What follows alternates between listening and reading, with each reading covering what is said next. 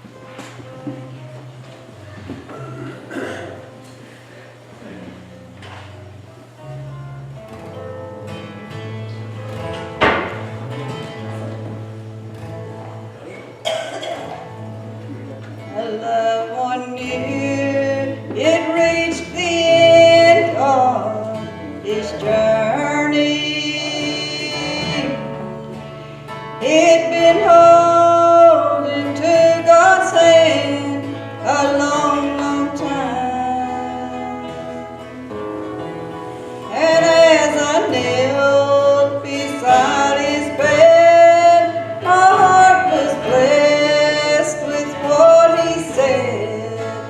If I go or if I stay, the victory's mine. For I'm a winner either way, if I go or if I stay. For I still have Jesus with me each passing day. I'll have my healing here below, or life forever if I go. Oh, praise the Lord, I'm a winner either way. And none of us don't really know about tomorrow. We must prepare to go to heaven just any day. So while we're here, let's trust the Lord. He'll lead us safe to our reward, and by His grace we'll be a winner either way. For I'm a winner either way, if I go or if I stay. For I still have Jesus with me each passing day. I'll have my healing here below, or life forever if I go. Oh, praise the Lord, I'm a winner either way.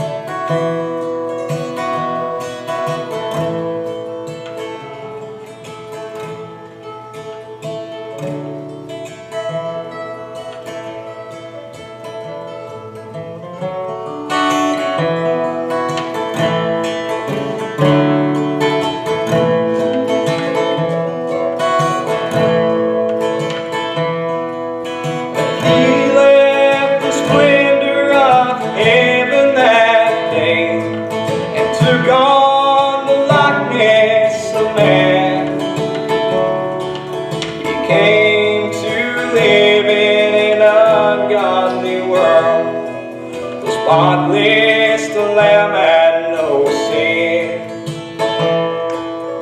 Heaven's foundation was shaken that day, but for changing His mind it could not.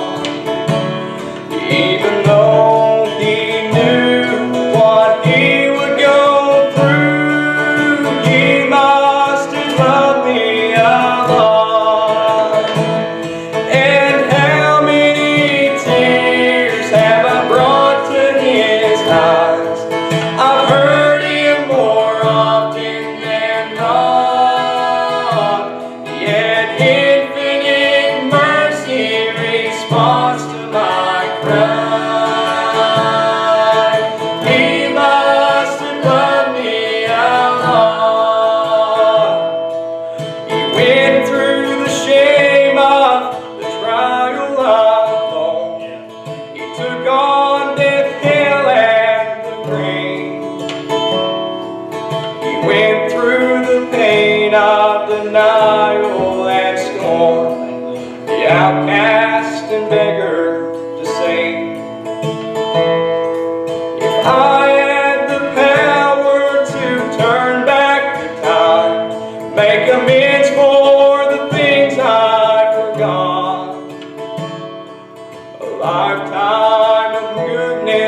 never I told He must have loved me along.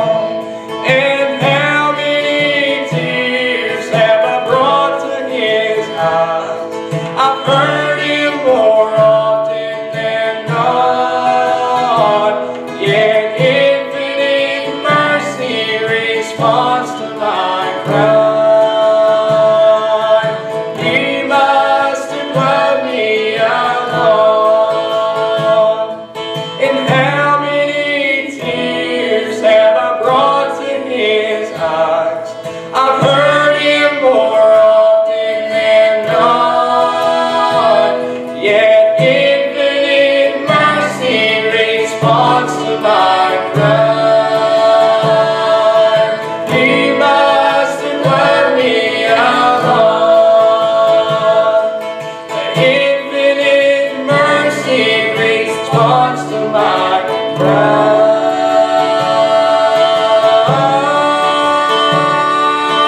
He must have loved me along. He must have loved me along.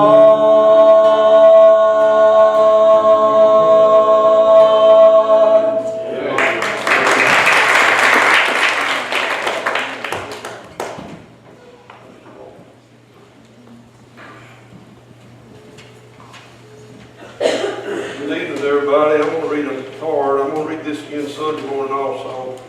I know they want all the church to know this. It says, God's love is at the heart of every kindness. It's so good to know more considerate people who try to help others in all that they do, people whose lives show the meaning of God's love. It's no good. I'll get my glasses. It's so good to know wonderful people like you. Thank you so much for your prayers and all your help. That's for Freddie and Van and the family. We need to continue to pray for Freddie. He's still facing maybe surgery, maybe not. God's able to take care of that, and I'm glad that He is. We just need to pray God will give them grace. If we've got grace, we can face anything. And I'm glad that grace is sufficient. He'll get us through. You got your Bibles, the second epistle of Peter. Pray just a little while. And good to see everybody. Good to see Jessica and her husband and her new addition. And just thank God for that. It's good to see everybody tonight. And it's just good to be saved. And it's good to be able to come out. I believe we got a little more snow down in here than a lot of different places did. And it didn't look good today. The parking lot was pretty bad. But David Zanuck come over and scraped him some. And I just appreciate him. Appreciate the Lord for making a way. But 2 Peter, pray just a little while. We're going to start in the first chapter. And I guess we'll start at the first verse. 2 Peter, first chapter. The Bible says, Simon Peter, a servant and an apostle of Jesus Christ, to them that have obtained like precious faith with us through the righteousness of God, our Savior Jesus Christ. Grace and peace be multiplied unto you through the knowledge of God and of Jesus our Lord, according as His divine power hath given unto us all things that pertain unto life and godliness through the knowledge of Him that hath called us to glory and virtue, whereby are given unto us exceeding great and precious promises, that by these you might be partakers of the divine nature. Don't you remember that? Having escaped the corruption that is in the world through lust. And beside this, giving all diligence, add to your faith virtue, and to virtue knowledge, and to knowledge temperance, and to temperance patience, and to patience godliness, and to godliness brotherly kindness, and to brotherly kindness charity. For if these things be in you and abound, they make you that ye shall neither be barren nor unfruitful in the knowledge of our Lord Jesus Christ. But he that lacketh these things is blind and cannot see afar off, and hath forgotten that he was purged from his old sins. Wherefore, the rather, brethren, give diligence to make your calling and election sure. For if ye do these things, you shall never fall. For so an entrance shall be ministered unto you abundantly into the everlasting kingdom of our Lord and Savior, Jesus Christ. Wherefore I will not be negligent to put you always in remembrance of these things, though ye know them and be established in the present truth. Yea, I think it meet, as long as I am in this tabernacle, to stir you up by putting you in remembrance, knowing that shortly I must put off this my tabernacle, even as the Lord Jesus Christ has showed me. And this is Peter speaking, and I thought about, he was giving us some good advice as Christians. And he gave us a way that we could have our knowledge increased. It's according to how we live. But I was thinking today as I was reading this verse 11, he said, for so an entrance shall be ministered unto you abundantly into the everlasting kingdom of our Lord and Savior, Jesus Christ. And I thought about it in Scripture about an entrance. I've thought about how that a lot of times in maybe an old house, I remember when I was growing up up here, and I don't even remember if it's still there, but used to on the front porch there was two doors. I don't guess it is now, is it? Well, I think we locked it up. But the doors would get you into pretty much the same place, but they was just a different entrance. And then I thought about in Scripture how many times that the entrance, not the way in, but the entrance, has moved. And I thought about how that we as sinful individuals, we all have sinned. We all have come short. Amen. We all don't have connection with God in ourselves, because God is a holy God. But I thought about in Scripture how many times that God has always made an entrance. And the Bible says in Isaiah, he said, my ear is not heavy that I cannot hear. And I thought about from the time of the beginning of time till the time the law had more or less been fulfilled, how there was a different entrance. How that Moses, how that God made him a mediator between him and the people. And remember how that God would speak to Moses, and Moses would go and give the people what they need to do. And even though he spoke to Moses and Aaron at one time and told them about the blood sacrifice, how they would put the blood above the door and on the side post and all that. And they instructed the people what they needed to do, because God had revealed through Moses and Aaron and the prophets. Now, a prophet is somebody that hears from God and delivers that to the people.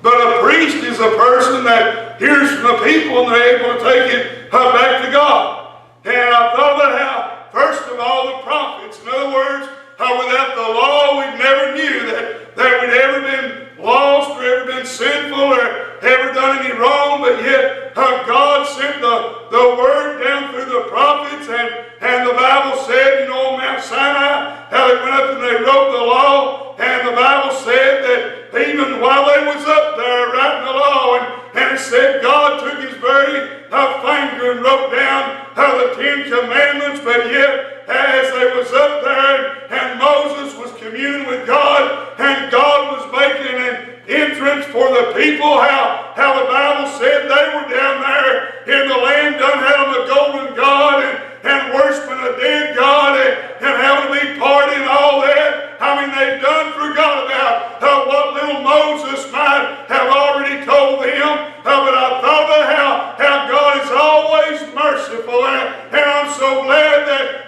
he's long-suffering. I hear the news today, and I hear about children is getting mistreated, and how that people is mistreating each other, and how the Bible said iniquity shall abound, and the love of many shall wax cold, and I can see that all over the land right now, how that man does not, very many have a natural affection for others and really care about each other. But I thought about the God that we serve tonight, how brother, He's a long-suffering God. I mean, He knows everything that's going on in the dark alleys of this world, in the secret places of sin, but yet God has not yet sent His Son back to take the church out. But one day after a while, I believe God will say, that's been enough, and it's time for you to go back, son, and get my church, the bride, the ones that's been saved by the grace of God, the ones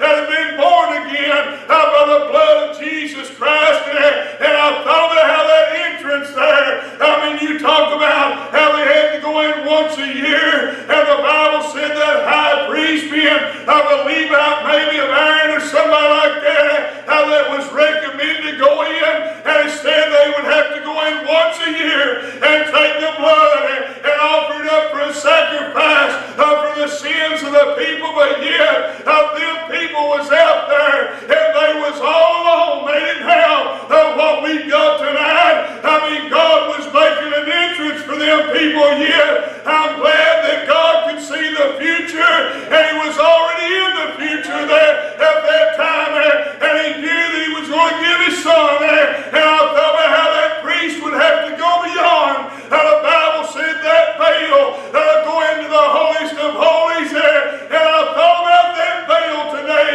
how that veil was an entrance that they had to go beyond there and offer up the blood.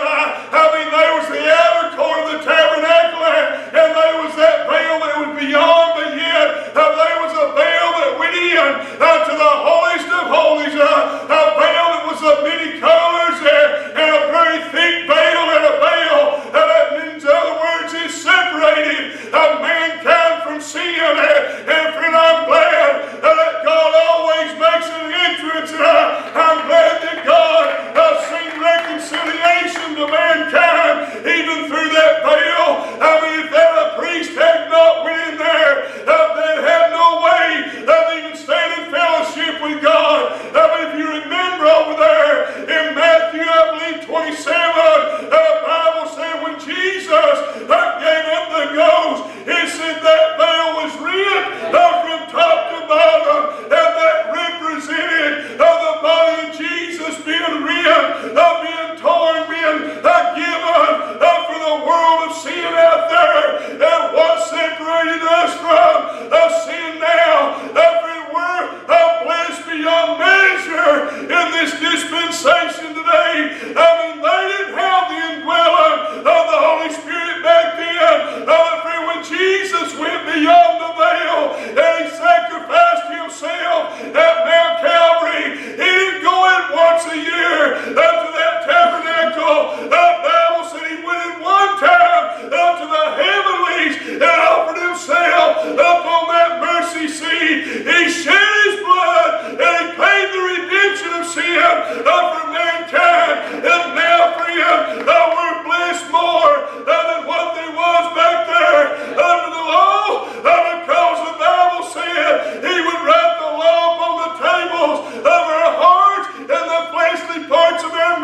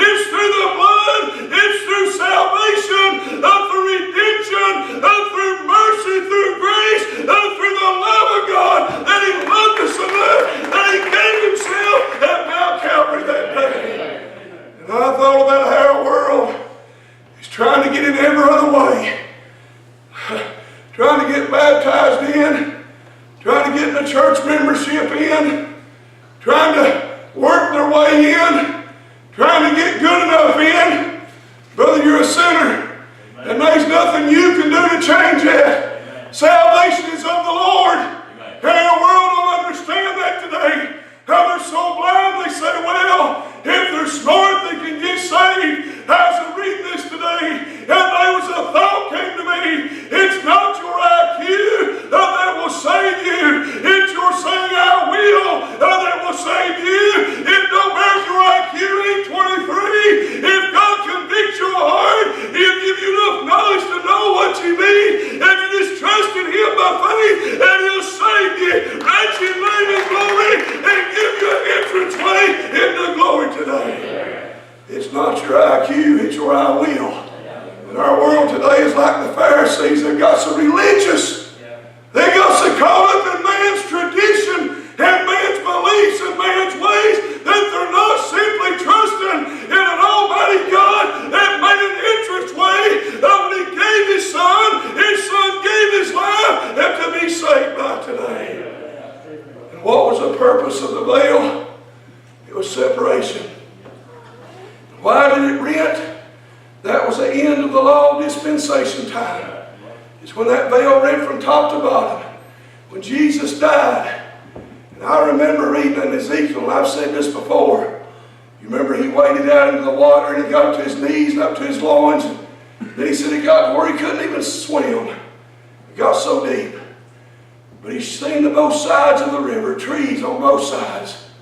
And I believe that represented, he saw the time of the law, and he saw the time of grace. And boy, I'm glad that God, even though they were under the law, they could die believing, looking ahead, that Jesus would come. We're blessed to be more than that. We've got proof, and we know that He's already come. How they can't prove that He ain't come. How they can't prove that He ain't God. How they can't prove that He ain't risen. And people still won't believe it. Thank God, if you believe it, you can be saved today. And our world is trying to complicate it up. They're trying to depend on their IQ, not their I will.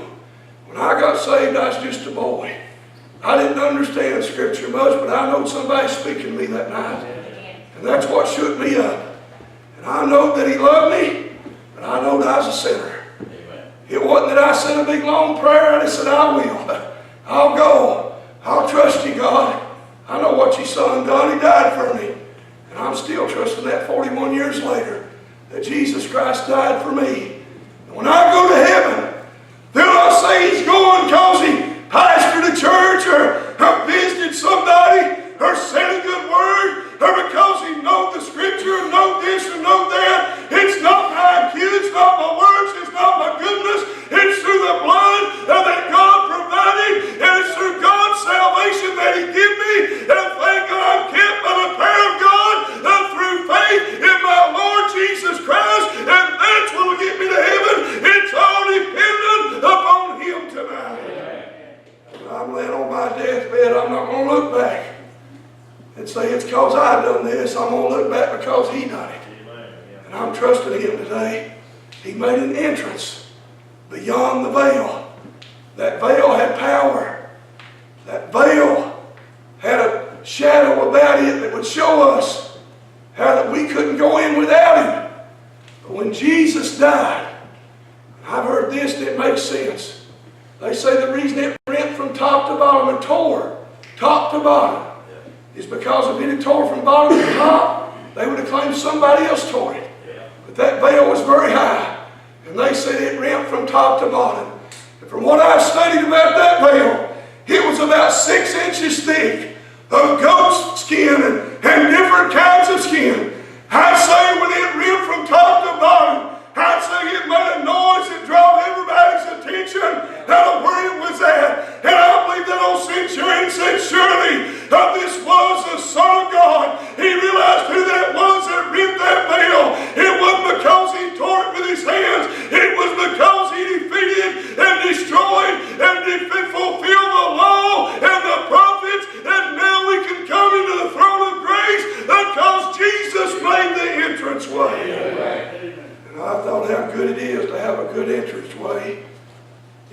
place. I remember they bought some trucks up our way back. Seemed like every time you get in and out, you bump your head. I'm glad you can get into heaven without bumping your head. Ain't you? I'm glad today He made a good, broad way. It's narrow, but there's plenty of room for you to get on board. And that way is the right way. It's a new and living way. It's what the Bible says. It ain't through the veil of the skins and the beautiful colors, but it's through the blood of Jesus Christ that we can find our way to the kingdom of God. And I'm so glad He ministered. And He went on to say this, and we'll close. But He said, for an entrance shall be ministered unto you. And the reason I thought about the IQ and the I will is because the Bible says that God will take the foolish things to confound the wise. Those that have got it all figured out, trying to study it out and figure it out before they get it, that ain't how you get it. They'll be forever learning and never able to come to the knowledge of truth. They may make straight A's, and they may have diplomas, and they may have degrees, but if they don't trust Christ and say, I will to Him, they're still lost as a ball and eye weeds. And that's what's so scary about our land. Wisdom is increasing, knowledge, technology, it is great today, but yet people is trusting in that and said, I'll get it because I done this. You're not getting because you do nothing but put your faith in Him that died and done the finished work of Calvary and made the doorway up to glory today. And that's how you go to heaven. It ain't because we're good enough, smart enough, rich enough. It's because He died for our sin. And if you can believe in Him, you can be saved today. If you neglect to believe and try to figure it out all your life, you'll die and go to hell. The Pharisees, they thought because they wore the big long robes and said their long prayers and sat in the high seats of the synagogue and condemned everybody else that done wrong, they thought they was the ones going to make it. And we've got people today doing the same thing. They might not wear the long robes, but they'll condemn others. And they'll spend more time trying to get the lost, the saved people lost, than they will getting the lost people saved. I've never seen a time like it. There's more fussing and fighting in religious places now than there are in the world. Because people will not simply agree that it's Jesus said, I am the way, the truth, and the life, and no man will come to the Father but by me today. He's your way. And He's the only way. And that entrance, I thought about what Apostle Paul, what he done now. Now that time of dispensation of law when that veil was rent, that was the time all that law was fulfilled. Because Jesus said, I didn't come to destroy the law, but I came to fulfill the law and the prophets. But then a little while later, there was a religious man, a man that was very knowledgeable, probably high IQ, probably made a good score on his ACT. But the Bible said that he met the Lord on the road to Damascus one day. And the Lord shone a light, struck him blind. He had to get blind to this world to see what was real. And our world needs the same kind of striking today. They need to quit trying to figure it out, trying to be smart enough to do it, and just realize they can't and Jesus can. And just say, I will to Him. And the Bible said after that he had struck him blind and he got saved, he got converted, changed his name to Paul. The Bible said after that, you know what Paul done? Paul hit the light switch to grace. And he come preaching grace. By grace you're saved through faith. And the Bible says you're begotten by the gospel. The foolishness of preaching. What I'm telling you today, by the cross, he said, told the Corinthian church, I determined to not know anything among you except Jesus Christ and Him crucified. That'll do the job. I recommend people to preach Jesus, Him crucified. And don't leave Him crucified, but bring Him out of that grave, because that's where He come out. And that's what give us victory. And what did He do then? He sat down at the right hand of God, and what's He doing today? He's making that entrance sure today.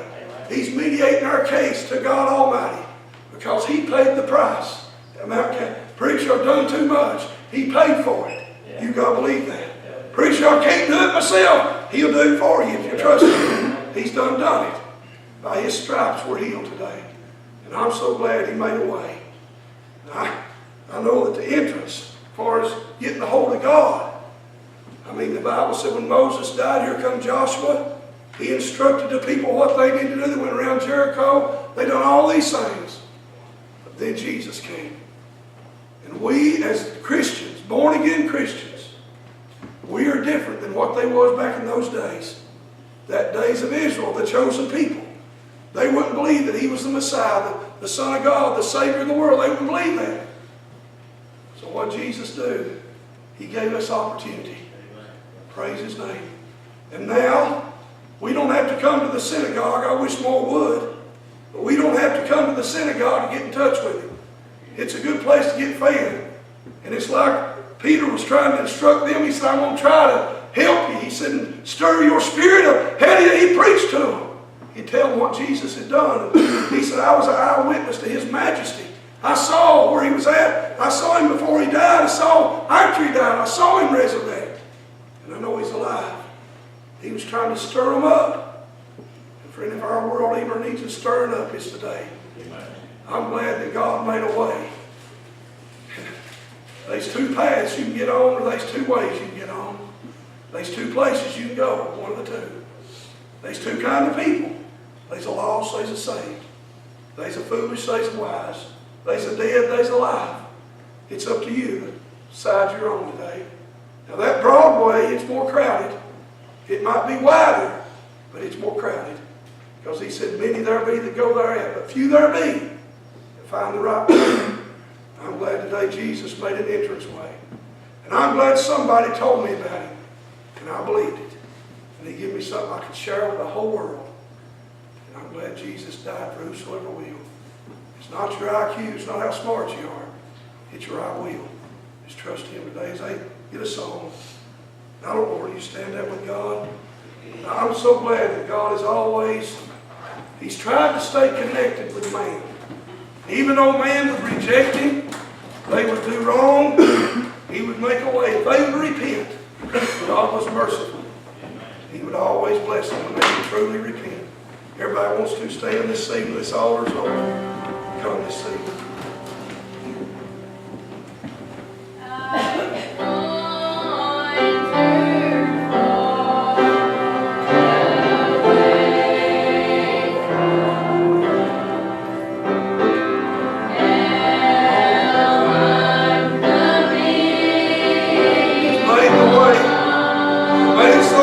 That he said in one scripture that a wayfaring fool would not enter therein. He said, as a small child, that's the way we got to come. Realizing we're not able, but he is. It's all about him. Praise his holy name. Praise his holy name. Maybe there's something in your life that's separating you. You don't feel that zeal.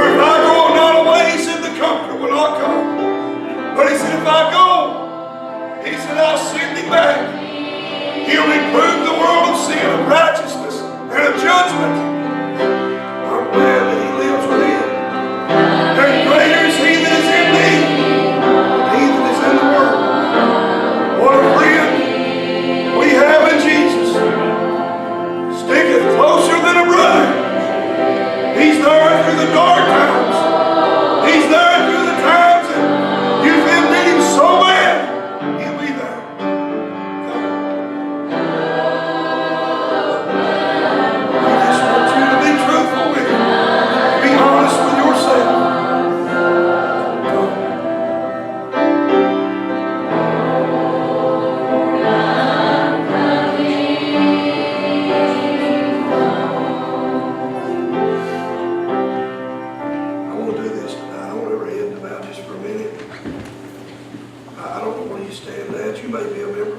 this church or somewhere else or whatever.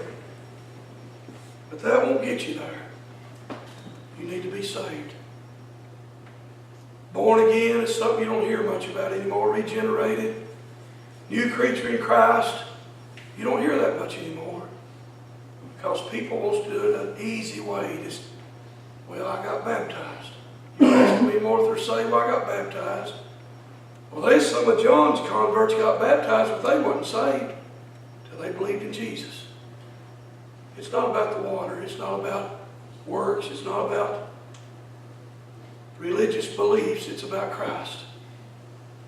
If you've never fully trusted Him as your Lord and Savior, it'd be a good time to get saved. Maybe you're here this evening and God has dealt with your heart. And you just like to slip your hand up and say, pray for me. Never what situation you're in, Lord knows. We can pray. He give us that entrance through His Son. In the name of Jesus, we can go to the Father. And this Sunday, you just got a need, and you just like the church to pray. Someone truthful tonight, just by lifting up your hand, dropping right back down. I need prayer. Anyone? Dear Heavenly Father, we thank you so much that you loved us enough, even some 2,000 years later, after your Son came, that you're still got the door open and the entranceway clear that people can still be saved. Thank you, Lord, that even though the devil has tried to block the way and tried to steal the truth and tried to change the Word, I'm thankful today, Lord, that you still have got the way cleared. That if people will come through your darling Son, that they can be saved. Father, I thank you for Calvary. Thank you that you rent that veil from top to bottom and made an opening that we could go in individually, personally. Father, thank you that you live within us each and every day. Lead us and guide us and direct us. Convict us. Show us our wrongs. Chastise us, Lord. And all these things that you do, I thank you, Lord. It lets us know that you still love us. We thank you, Lord. In Jesus' name we pray. Amen. We love you tonight. Maybe somebody's got a word of testimony on your heart before we go.